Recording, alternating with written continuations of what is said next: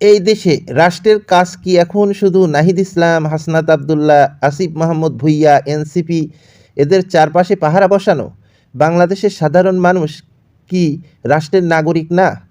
দেশের মানুষ আজ চাল কিনতে পারে না, কাজ নাই, অনাহারে মরছে, আর প্রশাসনের একমাত্র দায়িত্ব কয়েকজন ক্ষমতার পোশাক লোকের নিরাপত্তা নিশ্চিত করা। পুলিশ, র্যাব, গোয়েন্দা সবাই যেন ব্যক্তিগত দেহরক্ষী।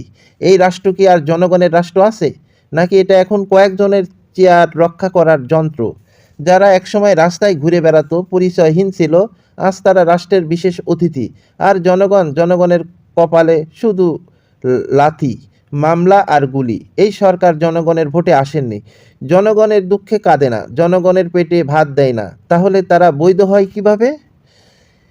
এটা কোনো সরকার না, এটা একটি অবৈধ বসানো ব্যবস্থা, যার কাজ জনগণ রক্ষা করা নয়, বরং ক্ষমতার কিছু মুখ রক্ষা করা। রাষ্ট্র যদি শুধু কয়েকজনকে নিরাপত্তা দেয় আর কোটি মানুষকে অনাহারে ফেলে রাখে, তাহলে সেই রাষ্ট্র ব্যর্থ, আর এই সরকারও অবৈধ।